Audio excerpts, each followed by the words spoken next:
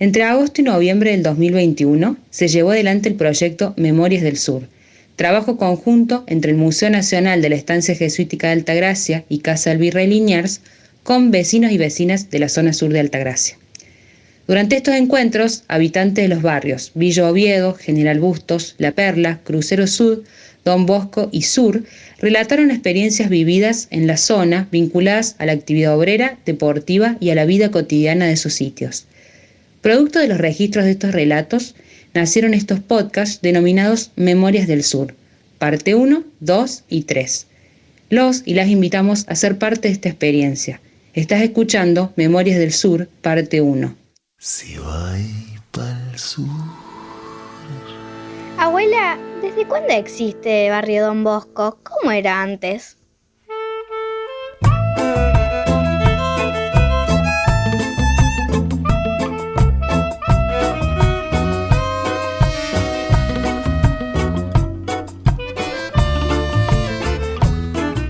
Barrio Don Bosco forma parte de la zona sur de Altagracia. Estamos cerca de Barrio Sur, Villa Oviedo, General Bustos, La Perla, Crucero Sud y El Mirador. Este lugar tiene un pasado muy interesante. Antes en esta zona había industrias, actividad de minería y fábricas textiles de poncho y elásticos, que aún quedan. También funcionaba el matadero y las curtiembres. ¿Y son muy antiguos nuestros barrios? Sí, imagínate que el Barrio Sur es el más antiguo de la ciudad. Allí estuvo el primer hospital y el segundo cementerio, que estaba donde hoy funciona la Escuela Comandante Espora. Y en Villa Oviedo, sobre la calle Cervantes, se levantó la primera comisaría de Altagracia. Por acá hay casas re antiguas que están mucho antes de que yo naciera. Imagínate que hay algunas casas que son de 1900. Y también hay construcciones relacionadas a la época en la que existía el tren. Incluso en la esquina de Liniers y Hermanos Maure, al frente de donde vamos a comprar el pan, ¿viste esa casa grandota? Dicen que ahí había un hospital para personas que tenían problemas de salud respiratoria. ¿Querés que charlemos con los vecinos y vecinas para que nos cuenten cómo es de importante este lugar? Dale, abuela.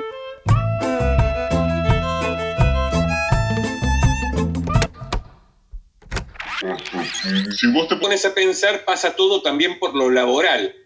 Durante la época de Solares, la gente que vivía en este lugar, los vecinos de este lugar, esos vecinos de notoria honradez, eran los que servían a la estancia que tenía Solares.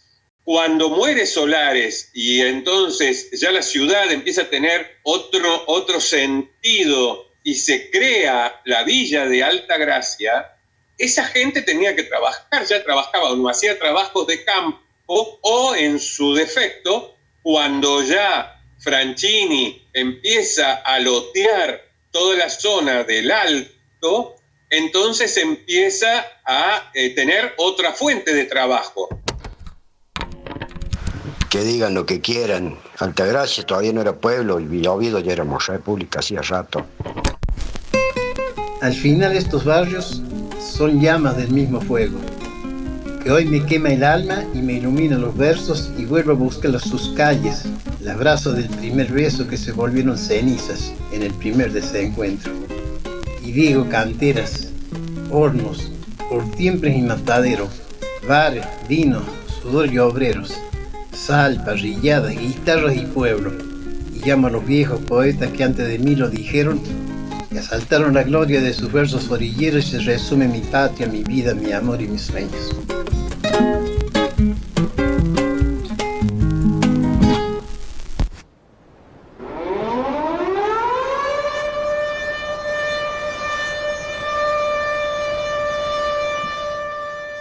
Esa sirena que escuchás es la que llama a los trabajadores a la cantera del cerro.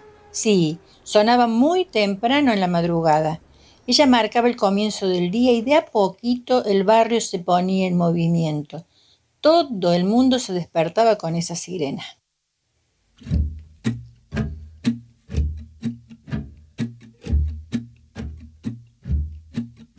Otra cosa linda que había era el tren. ¿El tren pasaba por nuestro barrio, abuela? Claro que pasaba. Hace muchos años, cuando llegó el tren a Argentina y también a Altagracia. Me contó mi tío, que era ferroviario, que en nuestra ciudad llegó el 25 de julio de 1891. Muchos vecinos del barrio trabajaban en el tren o en las canteras y por eso les decíamos empleados ferroviarios. ¿Y por qué llegó el tren a Altagracia, abuela? Porque esta zona contaba con una riqueza inmensa en todo lo que era piedras. Siglos atrás los padres jesuitas ya se habían dado cuenta de eso y las usaron. Acá había una vía del ferrocarril que se usó justamente para llegar a las canteras de cal y balastro. ¿Te acordás que fuimos?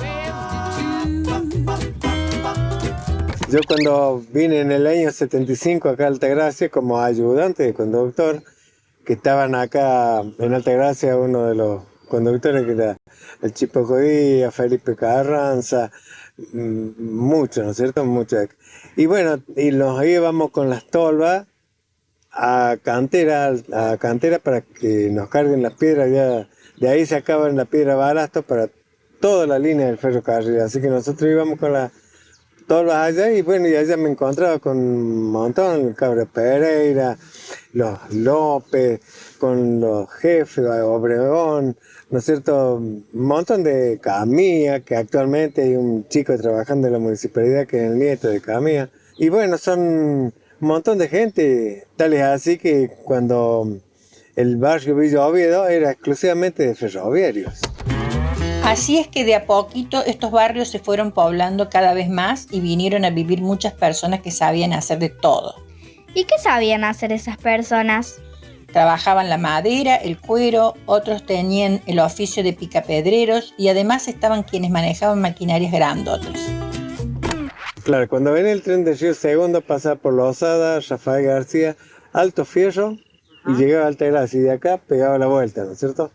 Después hicieron la vía de Rafael García a Córdoba, que pasaba por Bower, Coronel Olmedo, Córdoba, ¿no es cierto? Bueno, entonces cuando se descubren las piedras allá en cantera, año 1908 más o menos, la extienden a las vías para el lado de las canteras, que pasa por detrás de los Salesianos, ¿no es cierto? Pasa por el Agustín Garzón, hacen el Puente Negro, el arroyo, y pasan por Villa Oviedo hasta Cantera de Altagracia, que deben ser unos 5 kilómetros que quedan de acá de Altagracia. Pero Cantera de Altagracia cuando empezó Cantera, ¿no es cierto? Que siempre más vale, se empieza con poco, hasta que cada vez se aumentó más, cada vez supo haber más de 400 obreros en Cantera de Altagracia. Y sí, cada uno tenía su especialidad, ¿no es cierto? Había la gente que manejaba los tiros, era una cosa, los que manejaban la zorrita era otra. Salíamos lógicamente de la cantera, ¿no es cierto? De la cantera a la estación. Bueno, y en los pasos niveles se iba esperando la gente, esperaba cuando lo íbamos a buscar. Y bueno, y a la salida se hacía el mismo recorrido y bueno, ya se bajaba también la gente ahí en la parte que digamos que le quedaba más cerca. Bueno, arrancamos a la mañana, ¿no es cierto? Yo entraba una hora antes, ¿cierto? La gente entraba a las 6 de la mañana. La primera sirena sonaba a las 5:30. Era 5:30, 6 menos cuarto y las 6. Llegábamos prácticamente con la segunda sirena. Llegaba la gente ya. Después iba mucha gente a pie de ahí cerca, ¿no es cierto? De ahí Villa Oviedo, había mucha gente de ahí, que estaban a 2 o 3 cuadras, entonces iban caminando y venían caminando. Y el viaje completo, 40 minutos más o menos, la vuelta, digamos. Y después, bueno, ya por seguridad y qué sé yo, se saca la zorrita esa y se hizo un camión que le pusimos un casco de colectivo, ¿cierto? Le adaptamos un casco de colectivo que le llamaban el Papa Móvil. Cuentan los vecinos que trabajaron allí que en aquellos tiempos en la cantera del cerro, además de sacar piedra, había fabricación de muchas cosas. ¿Y qué cosas se fabricaban, abuela? Se hacían bloques, piletas de lavar y vigas para techos que se vendían en diferentes lugares. Y estaba la gente que extraía la piedra, es decir, los mineros, que sin duda era el oficio más arriesgado.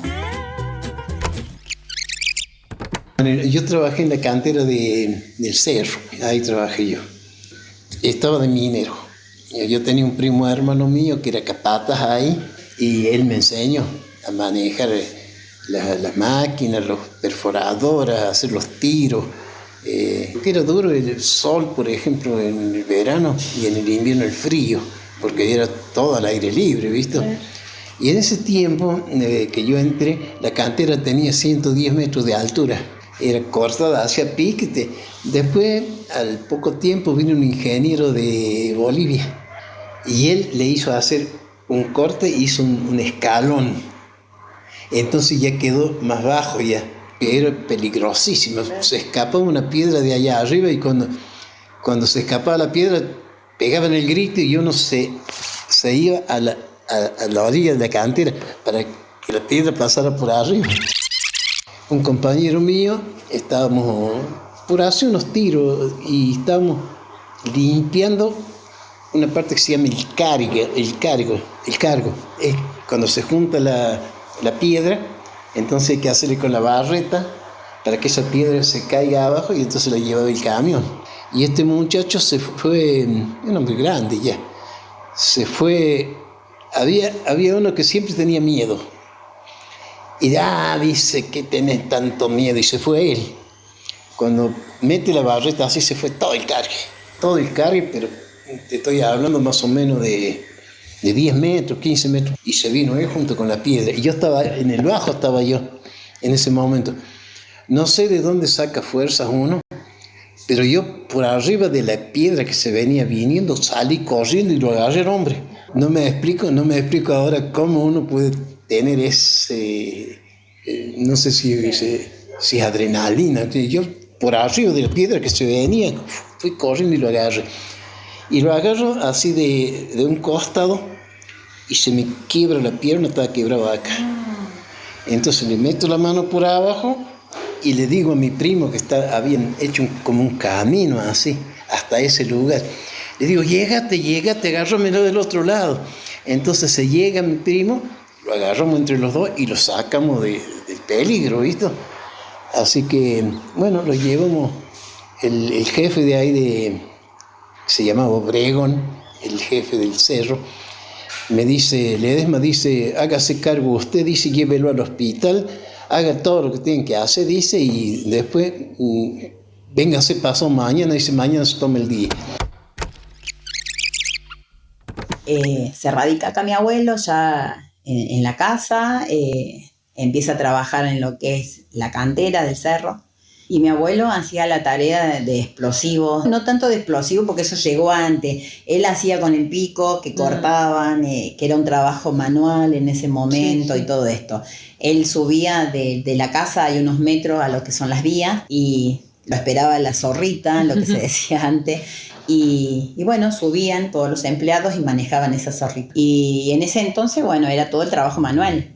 Hasta que después salieron los explosivos, salieron todas las cosas que nosotros después creo que de grande empezábamos a sentir los explosivos de las canteras. Acá se sentía, creo que en todas las ciudades se sentían los explosivos. Trabajó mucho tiempo en las canteras, en las moliendas. Eran trabajos muy pesados. Es más, a mí me tocó atenderlo de cáncer, con un cáncer terminal que hizo. Él empezó con un cáncer de próstata, pero bueno, yo también lo relacionaba todo a esa vida de cantera, de ahora de grande, porque bueno, yo cuando él le dio cáncer yo era adolescente. Sí, yo concluyo lo mismo porque digo y lo afirmo que ha sido las canteras. Porque con la vida él tenía un hijo que también trabajó, Pancho López, y que la mayoría de las personas lo deben conocer. Pancho López es muy conocido en el barrio, muy buena persona. Me tocó, ya trabajando en la terapia intensiva acá del hospital, me tocó, mira vos, la relación que hago, pues me tocó la vida, atenderlo el vieji. Y ese día que lo entubamos, que estuvo mal también por cáncer, a Pancho, también me tocó el día que murió. Como me tocó con el padre, me tocó con el hijo también. Un cáncer. Y él trabajó en la cantera, que yo te decía que le daban 1 litro de leche, le dan para que, sin protección, o sea, de ignorancia total, o los empresarios que no me importa nada, solo les sirve para lucrar nomás. Entrando por la Garzón, vas al sur de mi pueblo. Allí está la buena gente que le llaman los triperos. Comienza la chacarea del matadero de Nano Azúa, cantor popular, que en su poesía hace alusión de forma picaresca a las personas que trabajaban en el matadero municipal. Este espacio de trabajo ligado al sector sur y que generó un sinfín de oportunidades a los vecinos de la zona, ayudó a que muchas personas aprendieran el oficio de carnear, lo que muchos habitantes del sur le dio el popular apoyo de cuchillero. Además nacieron las curtimbres, donde se trabaja el cuero, y además se daba el comercio de la tripa para la fabricación de embutidos. El matadero significó para muchas familias el alimento diario que les permitió salir adelante en los momentos críticos. Disfrutar de ricas comidas y parrilladas e innovar con recetas únicas de la zona, como son la carne al vinagre, la tripa rellena y los osobuco cortados al revés.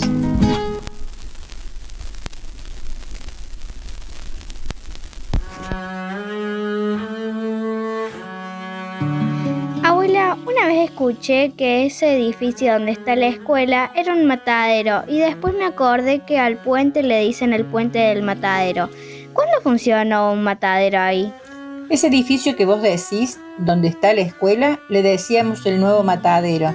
Dicen que se mandó a construir en el año 1930 para reemplazar al anterior que estaba detrás y que era muy sencillo.